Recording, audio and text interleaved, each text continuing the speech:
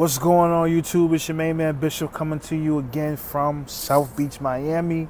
Yes, I am pumping out videos.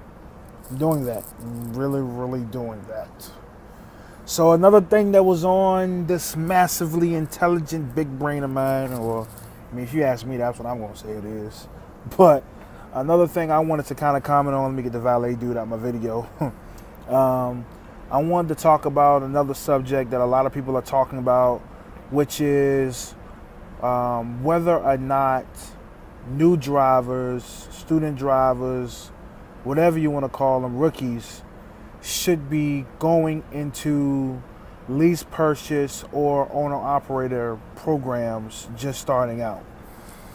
And I will say I have mixed feelings about this. And the reason why I have mixed feelings about it is, on the good side or on the pro side, is that nobody can tell you what you're ready to do. If you can handle, maneuver back in a safe manner, deal with this truck, and you have business experience that can make you successful on the business side of the trucking world, then it makes it hard for people to say that you should not go into truck ownership or truck leasing. Essentially, it's the same thing. Owner operators and lease purchase guys are all the same to me in my book. If you're responsible for a truck payment, fuel, maintenance, then you're an owner operator. If you don't have somebody else making sure that truck is moving, regulating the home time, all that kind of stuff that goes into the company driver aspect, then you're an owner operator, be it lease purchase or straight truck ownership to me. About that, I'll say that, I don't think anybody can tell you you're ready but you. If you are intelligent enough, smart enough, and you feel like you can be successful based on the opportunity presented to you, then who is there really to tell you that you're going to fail?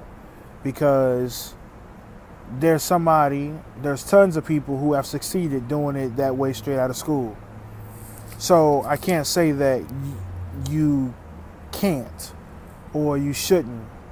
What I will say on the opposition side of it is that when you don't have any road experience, real experience, I don't think it's beneficial to the average person to jump right into truck ownership.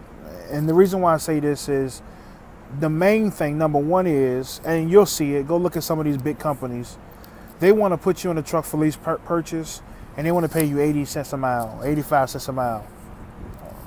Why? You're not going to make any money. You're going to make the same amount of money a company driver is going to make at the end of the day, making 80, 85 cents a mile. You're going to make the same amount. 70% of that, 75% of that is going to go towards the truck. Be it maintenance, be it fuel, be it taxes. At the end of the day, is it worth being responsible for that truck and all the things that are incorporated with it when you're going to bring home $700-800 a week? You can make that as a company driver. Why take the hassle? Why take the stress? Why take the risk for no money? It doesn't make sense to me. Number two, if you've never been out on this road, you don't really know the things you're going to face. Everything that you go through when you're just starting is a learning experience. You're going through a learning curve. It's going to be different than anything you've ever done in your life. I don't care how many people who's trucked, who's been a trucker. I don't care how many friends you got. I don't care how many trips you took with a uncle, dad, cousin. It's different when you are the operator of that vehicle, and it's up to you to make sure, like I tell my wife all the time, it's up to you to make sure that people don't get what they deserve. And what I mean by that is, you got a lot of people that drive really crazy and deserve to be ran over by this truck based on the way they drive and cut in front of the truck. But you have to be the professional who does things and make sure they get home safe to their family, even though they're not thinking about it at the moment. There's a big learning curve. Additionally, a lot of people talk about it, but from a different aspect, there is a very, very, very huge importance on understanding how freight moves and how freight curves. Like for instance, the company that I work for now primarily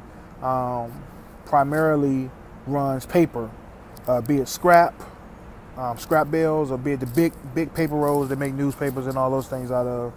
You know, that's still, they have a specialized freight. Do you know when the time of the year that freight is going to drop off and pick up?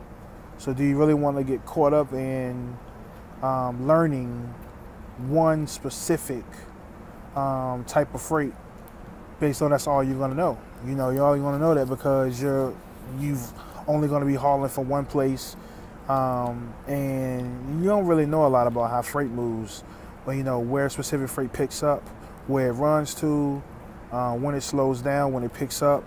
So you kind of got to give yourself, you really don't even know what field you want to be in. Do you want to run a reefer? Do you want to run flatbed? Do you want to run heavy haul? Do you want to run van?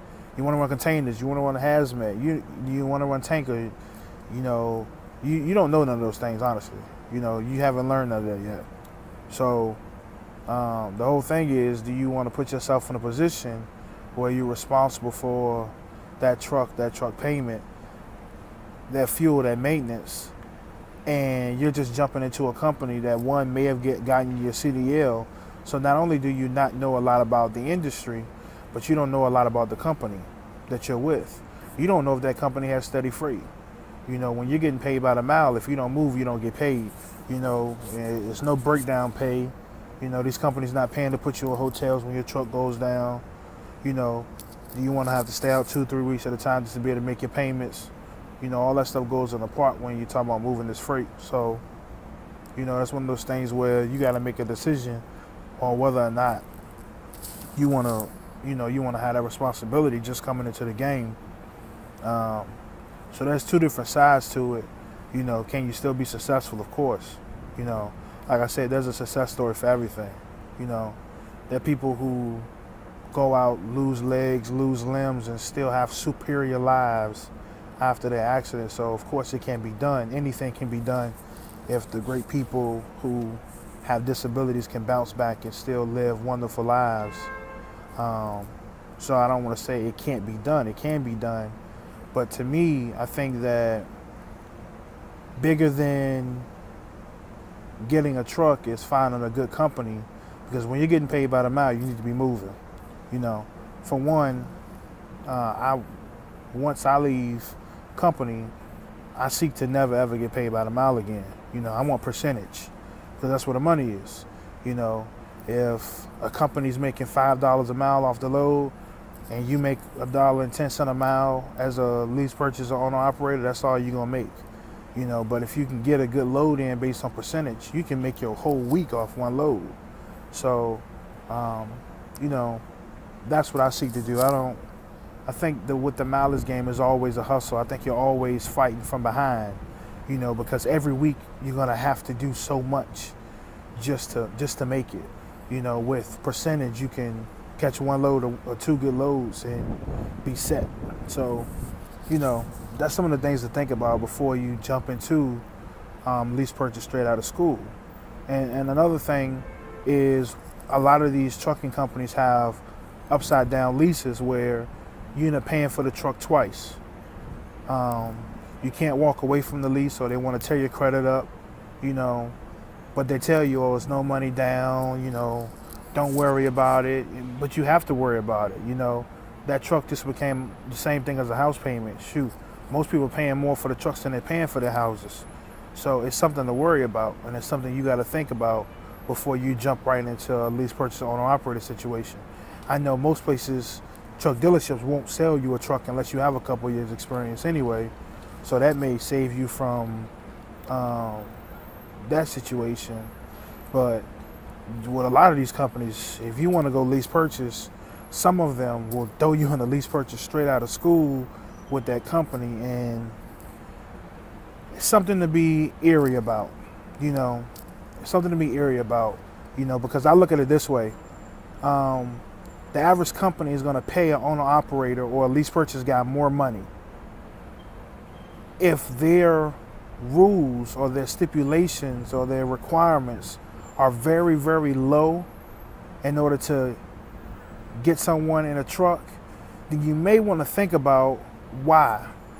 You know, why do they want to put me in a truck so easily?